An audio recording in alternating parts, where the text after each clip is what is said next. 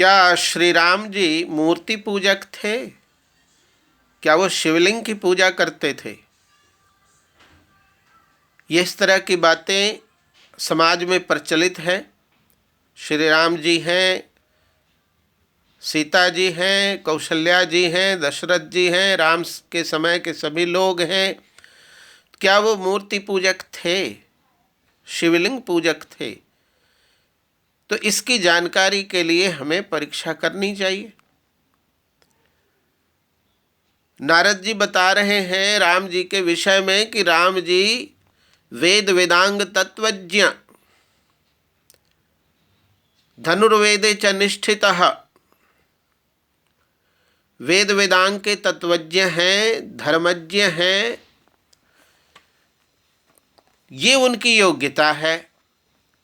तो क्या वेद वेदांग का तत्वज्ञ, धर्मज्ञ, धर्मनिष्ठ व्यक्ति मूर्ति पूजा करेगा, शिवलिंग पूजा करेगा? क्योंकि वो सनातन धर्मी है, वेद वेदांग को जानने वाला है, धर्म को जानने वाला है, और उससे ऊपर की वो मर्यादा पुरुषोत्तम है, वैदिक मर्यादाओं का पालन करने वाला है। तो वैदिक मर्यादा में चलने वाला क्या मूर्ति पूजा कर सकता है, शिवलिंग पूजा कर सकता है? ये तो तभी कर सकता है जब वेद में लिखा हो, क्योंकि वो तो महापुरुष जो है, मर्यादा पुरुषोत्तम है, श्री राम है, वो वेदों से बंधे हुए हैं, वैदिक सिद्धांतों से बंधे हुए हैं।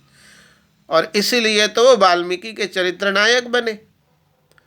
अवैदिक व्यक्ति वाल्मीकि ऋषि का चरित्र नायक नहीं बन सकता। तो क्या वाल्मीकि का चरित्र नायक मूर्ति पूजा कर रहा है, शिवलिंग पूजा कर रहा है? अगर कर रहा है तो वो वेदों में होना चाहिए, और वेदों में है तो उचित है, और नहीं है तो उचित नहीं है।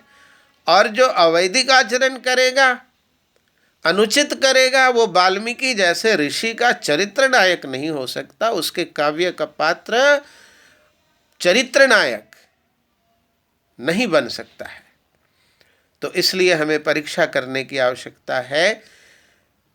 सामान्य रूप से ये तो पता चल गया कि वाल्मीकि रामायण के आरंभ में ही जब ये स्थापना की गई है कि जिसके ऊपर ये काव्य की रचना की जा रही है, वो दशरथ पुत्र अयोध्या निवासी राजा राम, जो वेद और वेदांग के ज्ञाता हैं, धर्मज्ञ हैं, पुरुषोत्तम हैं, मर्यादा पुरुषोत्तम हैं।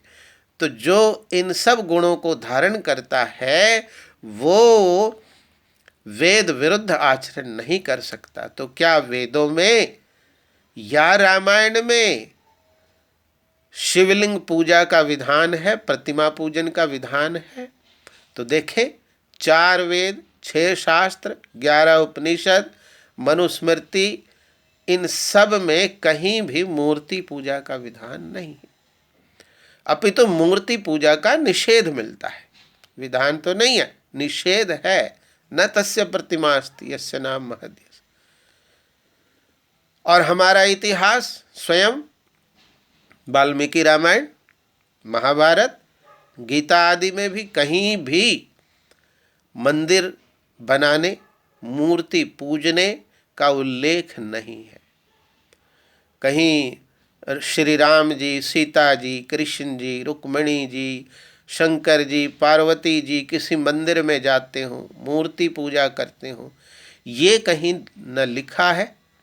इन सब साहित्यों में ये सब उपलब्ध नहीं होता। हाँ, ये सब स्पष्ट है, सब देख रहे हैं कि शंकर जी कहाँ ध्यान लगा रहे हैं, राम जी क्या कर रहे हैं, कृष्ण जी क्या कर रहे हैं। तो महाभारत में, रामायण में, गीता में स्पष्ट उल्लेख किया हुआ है कि शंकर जी ध्यान लगा रहे हैं कैलाश पर्वत पे, वहाँ ध्यान लगा रहे हैं। कृष्ण जी प्रतिदिन ध्यान लगाते हैं, उपासना करते हैं, योगाभ्यास कर रहे हैं। राम जी प्रतिदिन ईश्वर की उपासना करते हैं। वाल्मीकि रामायण में एक जगह नहीं, लगभग 2 दर्जन से भी अधिक स्थानों पर आया। प्रातःकाल हुआ, संध्या उपासना करने चले गए, सायंकाल हुआ, पश्चिम संध्या, प्रातःकाल पूर्व संध्या, तो संध्या कर रहे हैं, अग्निहोत्र कर रहे हैं, यज्ञ कर रहे हैं। इसका विधान वाल्मीकि रामायण में है। ये जो मूर्ति पूजा का, शिवलिंग पूजा का भ्रम पैदा हुआ है, ये भ्रम किस कारण से पैदा हुआ है? वस्तुतः ये वाल्मीकि रामायण के जो युद्ध कांड है, युद्ध कांड में जब रावण की हत्या के पश्चात सीता को लेकर के राम सीता के साथ और वानरों की सेना के साथ लौट रहे हैं, तो लौटते हुए सीता को अपना सारा वृत्तांत मार्ग में दिखा रहे हैं।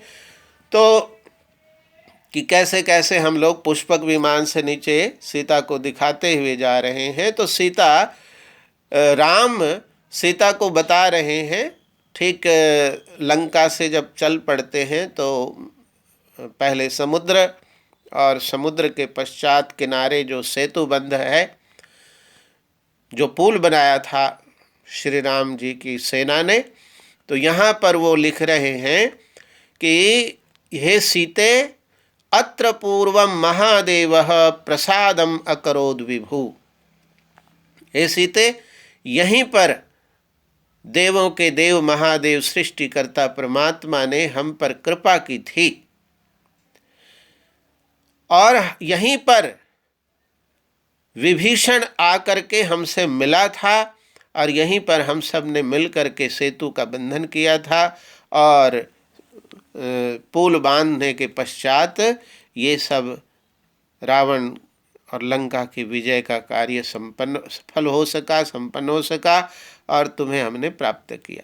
तो ये दृश्य दिखा रहे हैं। तो यहाँ पर है अत्र पूर्वम महादेवः प्रसादम अकरोद विभु, कि विभु जो सर्वव्यापक परमात्मा, जो देवों का देव है, महादेव है, जो सभी देवताओं की सृष्टि करने वाला है, सभी 33 देवताओं को जो बनाने वाला है, उसको इसलिए परमात्मा को महादेव कहते हैं।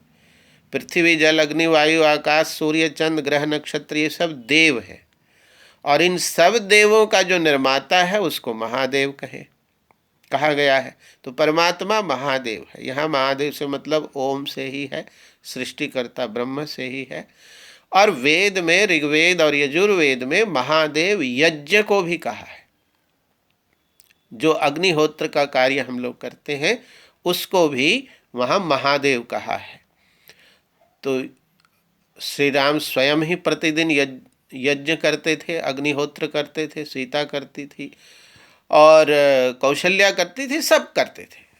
ये कोई अलग विषय ही नहीं है, वहाँ नित्य कर्म ही अग्निहोत्र था।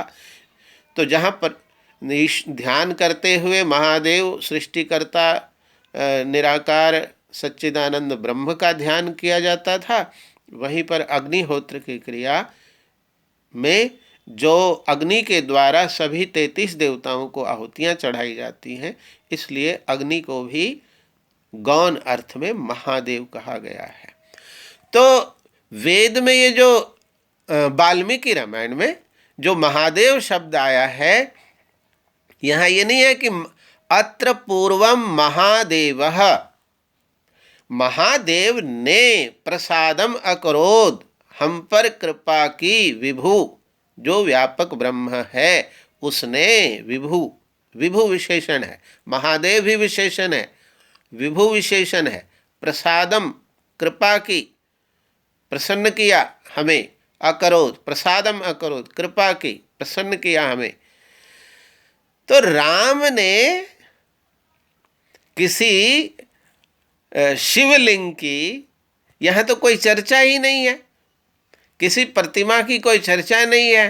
हाँ, लेकिन जो प्रतिमा पूजक हैं, पौराणिक हैं, उन अनुवादकों ने अपनी तरफ से महादेव शब्द आते ही इनके अंदर अभी जो वर्तमान समय में महादेव शब्द जैसे आता है, लोग सोचने लगते हैं कि महादेव का मतलब पार्वती पति शिव या शंकर की बात, या उसके साथ लिंग पूजा को जोड़ देते हैं। तो इस तरह की चर्चा रामायण में नहीं है। तो आप जा कर के देख सकते हैं, ये युद्ध कांड के 33वें सर्ग के 19वें और 20वें श्लोक में है। युद्ध कांड के 23वें सर्ग के 19वें और 20वें श्लोक में ये लिखा हुआ है। तो कुछ जो पौराणिक अनुवादक हैं जो लिंग पूजा करते हैं, वो महादेव शब्द, केवल महादेव शब्द आने से ही उन्होंने इसमें शिवलिंग और प्रतिमा स्थापन, शिवलिंग की स्थापना, ये सब अपनी तरफ से जोड़ दिया, लेकिन उसका कोई ऐसा अर्थ नहीं है। और जब हम लोग अभी महादेव का अर्थ है ना, वो शिवलिंग और पार्वती पति लेने लग रहे हैं, लेकिन जब राम का समय, जो वैदिक काल है, त्रेता युग है, उस समय इस तरह की प्रतिमा पूजन का कोई नाम ही नहीं है। प्रतिमा पूजन कोई करता ही नहीं था। इस तरह के पूजा पाठ जो वर्तमान समय में मंदिर, मूर्ति और पूजाएं चल रही है, ये सब रामायण काल, महाभारत काल में है ही नहीं। सभी ईश्वर का ध्यान करते थे। अब देखिए बालकांड में देख सकते हैं कि 14वें सर्ग के अंदर, ये विशुद्ध रामायण में 14वें सर्ग के अंदर है, और गुरु जो विश्वामित्र हैं वो राम लक्ष्मण को कह रहे हैं, कौशल्या सुप्रजा राम पूर्वा संध्या प्रवर्तते, कि हे कौशल्या पुत्र राम, है ना, पूर्व संध्या, प्रातःकाल हो गया है, प्रातःकालीन संध्या का समय हो गया है, उत्तिष्ठ नर शार्दूल, इसलिए हे नरश्रेष्ठ उठो और अपने नित्य कर्म करो। तो उस ऋषि के वचन सुन करके राम और लक्ष्मण नित्य कर्म करके और संध्या उपासना करते हैं, और ये लिखा हुआ है। और यही ये विशुद्ध रामायण के 18वें सर्ग के अंदर भी लिखा हुआ है। देखिए कि प्रभात काले चोत्थाय पूर्वाम संध्याम उपास्य च हुत अग्निहोत्रम आसीनम विश्वामित्रम अवंदताम। दोनों कुमारों ने सावधानता पूर्वक रात्रि व्यतीत की। प्रातः होते दोनों राजकुमारों ने उठकर संध्या की। तदनंतर नियमानुसार आचमन पूर्वक पवित्र होकर गायत्री मंत्र का जप किया। फिर अग्निहोत्र करके आसन पर विराजमान विश्वामित्र जी को प्रणाम किया। तो ये सब बातें, अच्छा एक जगह नहीं, ये वाल्मीकि रामायण के अंदर लगभग 2 दर्जन जगह पर संध्या उपासना, संध्या का मतलब मेडिटेशन, ईश्वर का ध्यान, और गायत्री और ओम का जप करना, और अग्निहोत्र। तो हमारे पूर्वज जो थे वो क्या करते थे? तो लिंग पूजा नहीं करते थे, मूर्ति पूजा नहीं करते थे, तो करते क्या थे? तो वो ईश्वर की उपासना करते थे, संध्या करते थे, मेडिटेशन करते थे, ध्यान लगाते थे। और आप देख सकते हैं कि शंकर जी सदैव, उनका चित्र कैलाश पर बना हुआ है, वो किसी मंदिर आदि में नहीं जाते हैं। और यही घटना आगे भी आपको मिल जाएगी। जब श्री राम जी को राज्याभिषेक होना था और इसका समाचार कौशल्या जी को प्राप्त हो गया, तो उसके बाद कौशल्या अपने कक्ष में जाती है और परमात्मा का धन्यवाद करती है, स्वस्ति वाचन के मंत्रों का उच्चारण करती है। और क्या कर रही है? देखिए, सा क्षौम वसना, ये आपको बता देता हूँ, सप्तदश सर्ग, विशुद्ध रामायण का 17वां सर्ग और बिल्कुल पहला ही श्लोक है। लिखा है, सा क्षौम वसना हृष्टा नित्यम व्रतपरायणा अग्निम जुहोति स्म तदा मंत्रवत कृत मंगला। नित्य व्रत परायण कौशल्या उस समय रेशमी वस्त्र धारण किए हुए मंत्रोच्चारण पूर्वक अग्निहोत्र कर रही थी। अब यहाँ इससे 1-2 और भी शंकाओं का समाधान। यहाँ लिखा है कि मंत्रों का उच्चारण करते हुए कौशल्या अग्निहोत्र कर रही थी, हवन कर रही थी। आज के ये धीरेन्द्र शास्त्री और कई जो ये भागवत करने वाले पौराणिक पंडित जो कह रहे हैं कि महिलाएं मंत्र सुन नहीं सकती, मंत्रों का उच्चारण नहीं कर सकती, गायत्री का उच्चारण नहीं कर सकती। तो ये हाँ, ये प्रमाण देख सकते हैं वाल्मीकि रामायण में कि कौशल्या जी मंत्रों का उच्चारण करते हुए यज्ञ कर रही हैं और स्वस्ति वाचन आदि मंत्रों का उच्चारण कर रही हैं, परमात्मा का धन्यवाद कर रही हैं और राम के राज्याभिषेक की कुशल कामना कर रही हैं। तो राम के समय में, त्रेता युग में, वैदिक काल में सनातन धर्म में क्या विधान है? ईश्वर की उपासना का विधान है, ध्यान करने का विधान है और अग्निहोत्र देव पूजन की विधि है। अग्निहोत्र सभी देवताओं के पूजन के लिए अग्नि को प्रकट करके उसमें आहुतियां चढ़ाना, ये देव यज्ञ है, इसका नाम देव पूजन है और ये क्रिया की जाती थी। और इसके लिए कोई मंदिर नहीं जाते थे, हमेशा ही एकांत शांत स्थान में जाते थे। ईश्वर की उपासना एकांत शांत स्थान में किया जाता था। और इसके लिए बहुत बड़ा प्रमाण आपको मिल जाएगा कि रावण वहाँ भी सब सनातन धर्मी ही थे, उनका आचरण थोड़ा अलग था। आचरण के आधार पर उनको राक्षस बोल दिया जाता था कि वानर और राक्षस, असुर, तो ये गुणों के आधार पर बोले जाते थे। तो रावण के यहाँ भी कोई मंदिर नहीं होते थे, वहाँ भी मूर्ति पूजा नहीं थी। रावण लंका में भी मंदिर और मूर्ति आदि नहीं थे, वहाँ भी लोग ईश्वर की उपासना करते थे, ध्यान करते थे। और इसका प्रमाण आपको मिल जाएगा, ये जो वाल्मीकि रामायण का 14वां सर्ग है सुंदरकांड का। वाल्मीकि रामायण सुंदरकांड का 14वां सर्ग है और 14वें सर्ग का आप 49वां श्लोक आप देख सकते हैं। अपने घर में देखिए और उसको प्राप्त कीजिए, उससे पता चल जाएगा, उसका प्रमाण देखिए। तो जब हनुमान जी सीता को खोजने के लिए लंका जाते हैं, रावण के महल में जाते हैं कि सीता कहाँ है, खोजें, उससे बात करें। लेकिन सीता जब नहीं प्राप्त होती है तो अंत में वो जो निर्णय लेते हैं वो ये है कि रावण के महल के साथ ही जो अशोक वाटिका है, वो वाटिका इतनी सुंदर है, सुरम्य है और मनमोहक है। तो ऐसी सुरम्य वाटिका को, जिसको अशोक वाटिका, उसको देख करके हनुमान जी निर्णय क्या ले रहे हैं, ये सुंदरकांड के 14वें सर्ग का 49वां श्लोक में पढ़कर सुनाता हूँ। संध्या काल मनास्याम ध्रुवम एष्यति जानकी नदीम चैवां शुभजलां संध्यार्थे वरवर्णिनी। ये श्लोक है।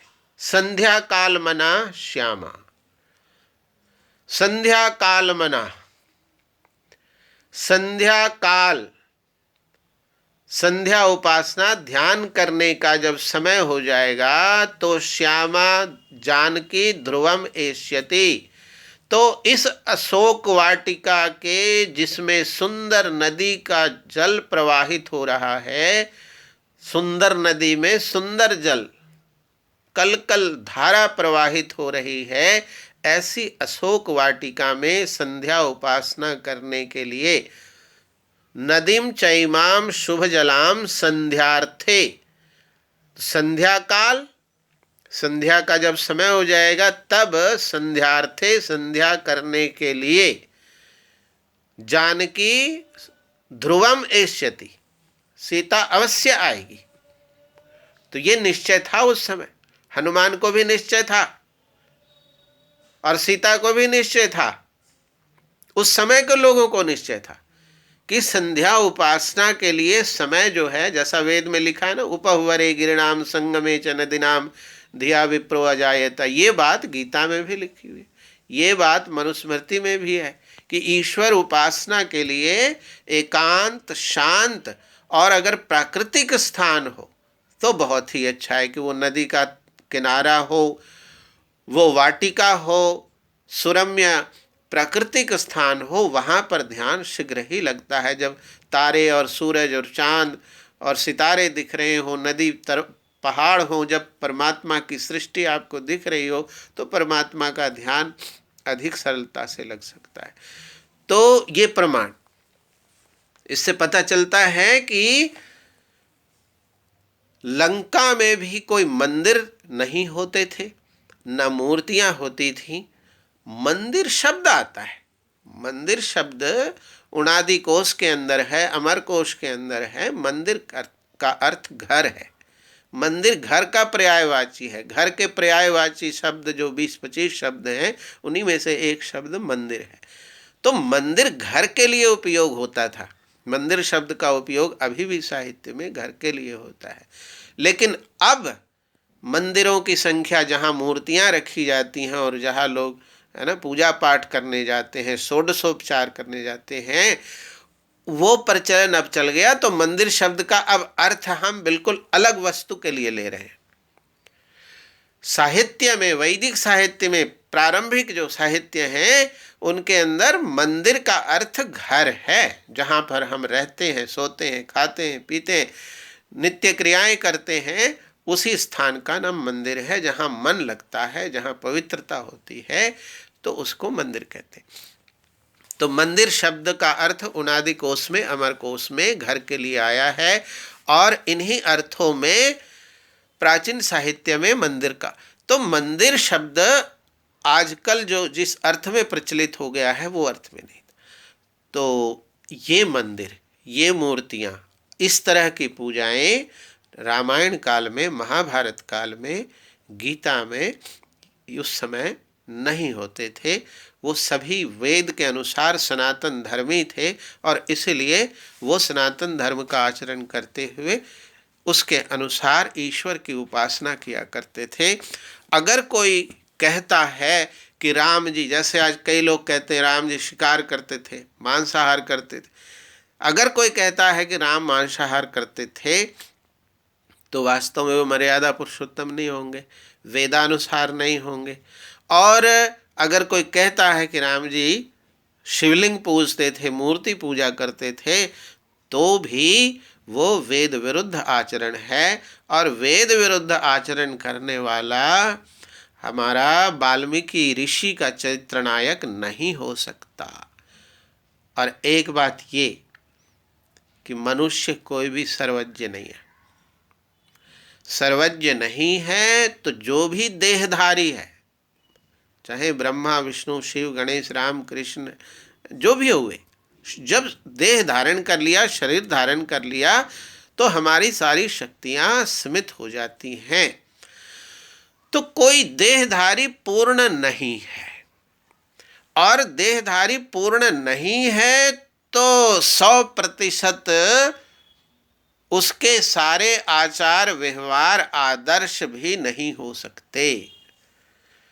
तो यदि कोई व्यक्ति कहता है कि श्री राम जी मूर्ति पूजा करते थे, श्री राम जी शिवलिंग पूजते थे, शिवलिंग की स्थापना की थी, तो दुर्जन तोष न्याय से अगर हम इसको स्वीकार भी कर लें, पहले तो बता दिया कि राम ऐसे करते ही नहीं थे, रामायण में ऐसा लिखा ही नहीं है। महादेव शब्द के आधार पर उन्होंने अलग ही महादेव का अर्थ कर लिया। तो पहले तो वो करते ही नहीं थे। और दुर्जन तोष न्याय से मान लिया जाए कि राम ने ऐसा किया, कृष्ण ने ऐसा किया, किसी ने ऐसा किया, वेद विरुद्ध आचरण किया, वेद विरुद्ध खान पान किया, तो महापुरुषों के जीवन से हमें केवल अच्छाइयों को ही ग्रहण करना चाहिए, न कि वेद विरुद्ध आचरण को। तो यदि राम ने ऐसा किया भी हो, तो दुर्जन तोष न्याय से अगर हम इसको मान भी लें, तो ये चीज हमें सीखना नहीं है। जो लिंग पूजा हमने कि राम ने किया था तो हमें भी करना चाहिए, तो ऐसी बात नहीं है। राम ने अगर मांसाहार किया हो तो हम भी करें, राम भ्रम में आ गए तो हम भी भ्रम में आ जाएं, राम रो रहे थे तो हम भी रोने लग जाएं, या जो भी है। तो साहित्य पढ़ने का लक्ष्य क्या है कि रामादिवत वर्तितव्यम न रावणादिवत। और यहाँ हमें क्या सीखना है कि हमें राम आदि के तरह वर्तन व्यवहार करना चाहिए, रावण आदि की तरह नहीं, ये सीखना है। और दूसरा क्या सीखना है कि राम आदि मनुष्य में कोई भी मनुष्य पूर्ण नहीं होता, तो किसी भी मनुष्य में जो अच्छाइयाँ हैं केवल उन्हीं को ग्रहण करना है, न कि बुराइयों को ग्रहण करना है, क्योंकि मनुष्य कोई भी पूर्ण नहीं होता।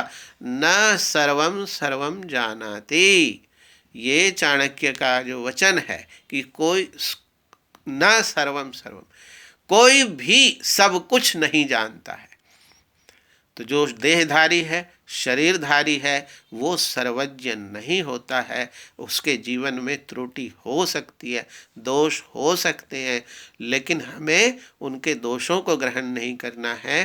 राम के जीवन में जो उनके गुणों का भंडार है, उन सब को ग्रहण करना है कि राम कैसे ईश्वर उपासक थे, कैसे विद्वान थे, वेदों का अध्ययन करने वाले थे, वेद वेदांग के ज्ञाता थे, मर्यादा पुरुषोत्तम थे, वीर थे, शत्रुओं का विनाश करने वाले थे, अच्छे पिता थे, अच्छे पति थे, अच्छा पुत्र थे, आदर्श पुत्र थे, आदर्श राजा थे।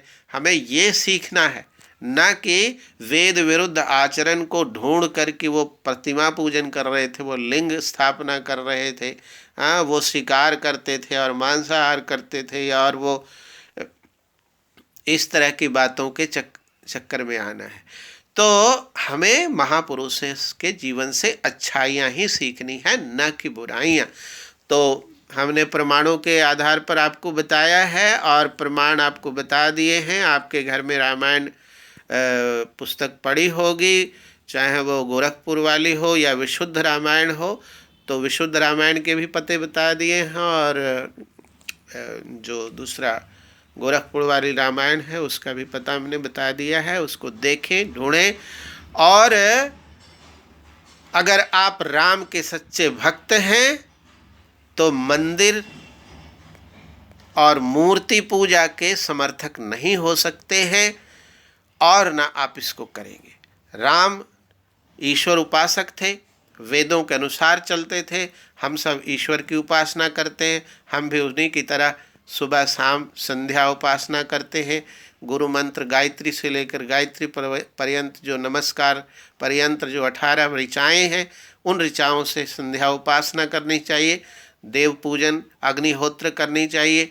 तो हम लोग राम के जो अनुयायी हैं, राम के, कृष्ण के, सभी के अनुयायी हैं, तो हम लोग अनुयायी होने के कारण मूर्ति पूजा नहीं करते, मंदिर नहीं बनाते, मंदिर नहीं जाते हैं, ईश्वर का ध्यान करते हैं, हृदय मंदिर में ध्यान करते हैं।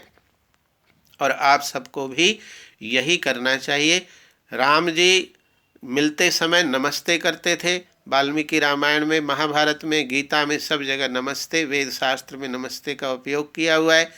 तो हम सब वही करते हैं जो राम करते थे। राम के चित्र और मूर्तियों को नहीं अपनाना है, बल्कि चित्र और मूर्तियों को देख करके राम के चरित्र को स्मरण करते हुए उसके चरित्र की तरह अपने चरित्र को बनाना है। उनके आइडल वर्शिप नहीं करनी है, उनके आइडिया को वर्शिप करनी, आइडिया को अडॉप्ट करना है। तो राम का आइडिया वेद है, वेद शास्त्र के अनुसार जीवन चलाना है, ईश्वर की उपासना करनी है, जो सृष्टि करता है, ओम है, उसकी उपासना करनी है।